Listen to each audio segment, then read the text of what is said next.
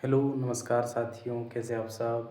तो आशा करता हूँ कि आप सब बहुत अच्छे होंगे। तो आज हम क्लास 10 की हिंदी का जो है फिर से वीवीआई ऑब्जेक्टिव लेकर आ गया हूँ, जिसका नाम है दही वाली मंगम्मा।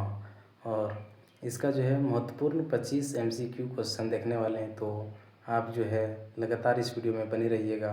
और यह जो है बिहार बोर्ड के एग्ज़ामों के लिए बहुत ही इम्पोर्टेंट है। तो चलिए बिना देर किए शुरू करते हैं। कह रहा है दही वाली मंगम्मा कहानी के लेखक या कहानीकार कौन है। तो ये कह रहा है सुजाता, बी सातकोड़ी होता, सी श्रीनिवास या डी सांवरदैया। तो इसको राइट आंसर हो जाएगा ऑप्शन नंबर सी यानी श्रीनिवास। यानी दही वाली मंगम्मा की कहानी के लेखक हैं श्रीनिवास। क्वेश्चन नंबर 2 कह रहा है कि दही वाली मंगम्मा मूल रूप से किस भाषा की कहानी है। ए तमिल, बी कन्नड़, सी ओडिया, डी तेलुगु। तो इसका राइट आंसर हो जाएगा ऑप्शन नंबर बी यानी कन्नड़। यानी दही वाली मंगम्मा मूल रूप से किस भाषा की कहानी है, तो कन्नड़ भाषा की कहानी है। क्वेश्चन नंबर 3 कह रहा है कि दही वाली मंगम्मा कहानी का हिंदी अनुवाद किसने किया है।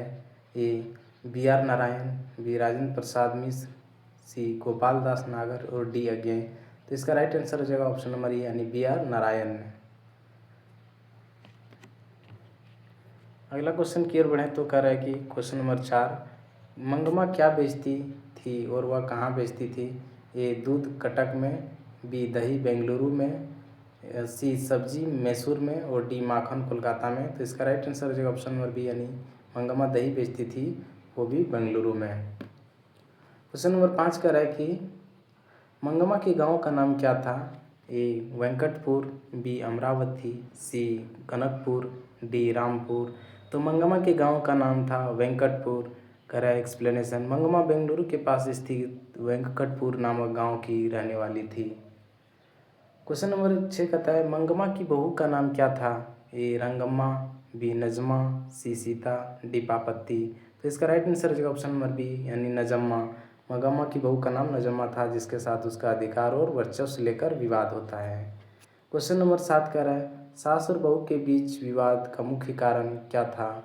ए खाना बनाने को लेकर, बी बहू द्वारा अपने बेटे की पिटाई, सी गहनों की चोरी या डी दही की कीमत को लेकर। तो ऑप्शन नंबर बी इसका राइट आंसर होगा बहू द्वारा अपने बेटे यानी मंगम्मा के जो पोते लगता था उसकी पिटाई का जो है मुख्य कारण था। क्वेश्चन नंबर 8 कर रहा है क्यों रे राक्षसी इस छोटे से वाक्य एक छोटे से बच्चे को क्यों पीट रही है, यह किसने कहा। ए लेखक की पत्नी ने, बी नजम्मा ने, सी मंगम्मा ने और डी रंगप्पा ने। तो इसका राइट आंसर है ऑप्शन नंबर सी यानी यह वाक्य मंगम्मा ने कहा था। चलिए क्वेश्चन नंबर 9 की ओर बढ़ते हैं। करें कि मंगम्मा का उसकी बहू से किस बात पर मुख्य रूप से संघर्ष था। ए स्वतंत्रता को लेकर, बी संपत्ति को लेकर, सी अधिकार और वर्चस्व को लेकर, डी धर्म को लेकर। तो इसका राइट आंसर है ऑप्शन नंबर सी यानी अधिकार और वर्चस्व को लेकर। क्वेश्चन नंबर 10 कहता है गांव का जुआरी और शौकीन मिजाज का व्यक्ति कौन था जो मंगम्मा से पैसे उधार मांगना चाहता था। ए रंगप्पा, बी लक्ष्मण, सी गुणनिधि और डी श्रीनिवास। तो इसका राइट आंसर है ऑप्शन नंबर ए यानी रंगप्पा। रंगप्पा जो है मंगम्मा के ही गांव का एक लंपट जुआरी और लालची व्यक्ति था, जो मंगम्मा के अकेलेपन और पैसों का फायदा उठाना चाहता था। क्वेश्चन नंबर 11 का है रंगप्पा मंगम्मा से कहाँ मिलता था। ए हमराई के कुएं के पास, बी मंदिर के पीछे, सी लेखक के घर पर, डी बेंगलुरु के बाजार में। तो इसका राइट आंसर हो जाएगा ऑप्शन नंबर ए यानी हमराई के कुएं के पास। क्वेश्चन नंबर 12 कहता है मंगम्मा अपना सारा दुख दर्द और मन की बातें बेंगलुरु में किससे साझा करती थी। ए अपनी सहेली से, बी रंगप्पा से, सी लेखक के माताजी यानी माँ जी से या डी अपनी बेटी से। तो इसका राइट आंसर है ऑप्शन नंबर सी यानी लेखक की माताजी से। करें क्वेश्चन नंबर 13 मंगम्मा से पैसे लेने और उसे फंसाने के लिए बहू नजम्मा ने किसे जो है मोहरा बनाया। ए अपने पति को, बी रंगप्पा को, सी अपने बेटे को या डी माँ जी को। तो इसका राइट आंसर है ऑप्शन नंबर सी यानी अपने बेटे को। करें कि पोता दादी के पास किस बहाने रुक गया। मिठाई के लालच में उसने कहा कि वह अब माता पिता के साथ नहीं रहेगा और दादी के साथ ही बेंगलुरु जाएगा, या सी डर के कारण, या डी खेल के कारण। तो इसका राइट आंसर है ऑप्शन नंबर बी। करें श्रीनिवास यानी लेखक श्रीनिवास जो लेखक है उनका जन्म कब और कहाँ हुआ था? ए 6 जून 1891 कोलार यानी कर्नाटक में। बी 10 जनवरी 1905 मैसूर में। सी 15 अगस्त 1910 बेंगलुरु में। या डी 25 दिसंबर 1895 हासन में। तो इसका राइट आंसर हो जाएगा ऑप्शन नंबर ए यानी 6 जून 1891 कोलार कर्नाटक में। अगला क्वेश्चन की ओर बढ़ते हैं। कह रहा है कि मगम्मा मांझी से क्या सिलवाने के लिए कपड़े की बात कर रही थी और मखमली ब्लाउज की कीमत क्या थी? ए कह रहा है साड़ी यानी 20 रुपये, मखमली ब्लाउज यानी 7 से 8 रुपये, सी फ्रॉक यानी 5 रुपये और डी चोली यानी 15 रुपये। तो इसका राइट आंसर जो ऑप्शन नंबर बी यानी मखमली ब्लाउज 7 से 8 रुपये जिसकी कीमत थी। कह रहा है कहानी के अनुसार संसार में मगरमच्छ जैसी प्रकृति किसकी बताई गई है? ए सास की, बी बहू की, सी बेटे की और डी जुआरी की। तो इसका राइट आंसर हो जाएगा ऑप्शन नंबर बी यानी बहू की।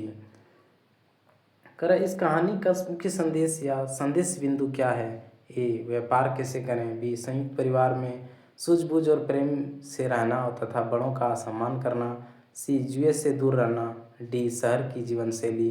तो इसका जो मुख्य संदेश है वो है संयुक्त परिवार में सूझबूझ और प्रेम से रहना तथा बड़ों का सम्मान करना यानी ऑप्शन नंबर बी इसका राइट आंसर हो जाएगा। क्वेश्चन नंबर 19 कहता है नजम्मा ने मगम्मा का विश्वास फिर से जीतने के लिए अंत में क्या किया? ए घर छोड़ दिया, बी खुद ही दही बेचने का काम संभाल लिया और सास को आराम दिया, सी माजी से शिकायत की, डी रंगप्पा को पीटा। तो खुद ही दही बेचने का काम संभाल लिया और सास को आराम दिया, ऑप्शन नंबर बी इसका राइट आंसर हो जाएगा। करें कि रंगप्पा क्या खेलकर पैसे हार जाता था? ए शतरंज, बी जुआ, सी लूडो और डी कुश्ती। तो रंगप्पा जो है जुआ खेलकर पैसे हार जाता था जिसे ताश भी कहते हैं। क्वेश्चन नंबर 21 कह रहा है मगम्मा के परिवार में कुल कितने सदस्य थे यानी विवाद से पहले? तो ए कह रहा है 3, बी 4, सी 5 और डी 2। तो इसका राइट आंसर हो जाएगा ऑप्शन नंबर बी यानी 4। मगम्मा के परिवार में 4 सदस्य थे। दही वाली मगम्मा कहानी किस विद्या की रचना है? ए निबंध, बी ललित निबंध, सी कहानी यानी शॉर्ट स्टोरी या डी नाटक। तो यह इसका राइट आंसर हो जाएगा ऑप्शन नंबर सी यानी कहानी शॉर्ट स्टोरी। कह रहा है क्वेश्चन नंबर 23 जब मगम्मा ने अपने बेटे से अलग होने का फैसला किया तो उसने दोपहर में क्या करने को कहा? सामान बेचने को, बी दोपहर से ही अपना खाना अलग बनाने को कहा, या सी गांव छोड़ने को, या डी पंचायत बुलाने को। तो इसका right answer option number B होगा, दोपहर से ही अपना खाना अलग बनाने को कहा। क्वेश्चन नंबर 24 कहता है अमराई का कुआं कहाँ स्थित है? शहर के बीचों बीच, बी रास्ते में और सी मगम्मा के आंगन में और डी रंगप्पा के खेत में। तो अमराई का कुआं जो है वो रास्ते में स्थित है यानी गांव से शहर जाने वाले मार्ग पर। क्वेश्चन नंबर 25 कर रहा है इस कहानी के केंद्र में कौन सी समस्या प्रमुखता से उभरती है? ए अशिक्षा की समस्या, बी ग्रामीण परिवारों में सास बहू के आंतरिक क्लेश और बिखराव की समस्या, सी बेरोजगारी की समस्या और डी जातिवाद की समस्या।